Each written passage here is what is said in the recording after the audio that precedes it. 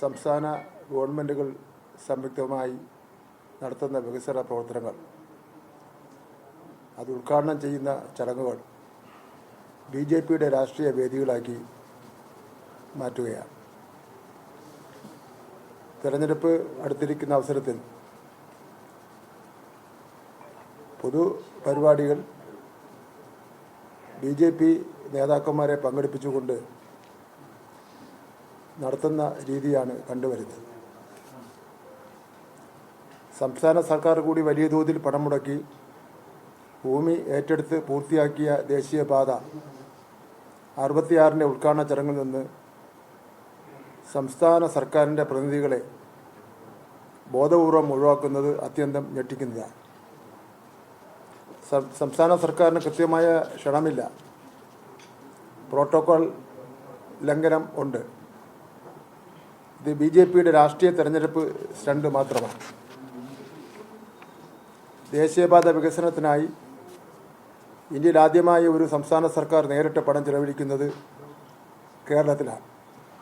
അത് കേവലം ലക്ഷങ്ങളോ കോടികളോ അല്ല, 5580 കോടി രൂപയാണ് ഭൂമി ഏറ്റെടുക്കുന്നതിനായി സംസ്ഥാന സർക്കാർ നൽകിയിരിക്കുന്നത്.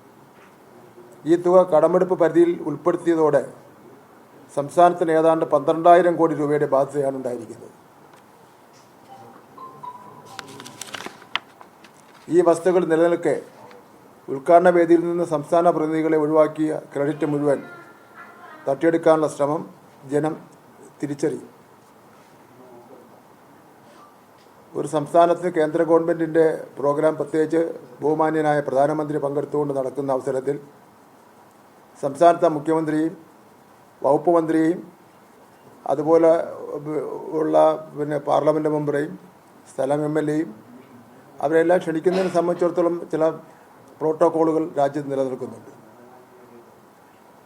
ഇപ്പോൾ പാഠപുസ്തകം NCERT പ്രിൻ്റ് ചെയ്തതിനെ സംബന്ധിച്ചിടത്തോളം സുപ്രീം കോടതി ഇടപെട്ടല്ലോ. എന്നിട്ട് NCERT ഇപ്പോൾ മാപ്പ് പറഞ്ഞല്ലോ, ഞങ്ങൾ ചെയ്തത് തെറ്റാണെന്ന്. അതേപോലെ ഓരോ കാര്യങ്ങളിലും ഈ ഭരണഘടനാ ലംഘനത്തിൻ്റെ കാര്യത്തിലും പ്രോട്ടോകോൾ ലംഘനത്തിൻ്റെ കാര്യത്തിലും ഗവൺമെൻറ് ചടങ്ങുകളെ രാഷ്ട്രീയവൽക്കരിക്കുന്നതിൻ്റെ കാര്യത്തിലും ബഹുമാനപ്പെട്ട സുപ്രീം കോടതി NCERT വിഷയത്തിൽ ഇടപെടേണ്ട സാഹചര്യമാണ് നിലനിൽക്കുന്നത്.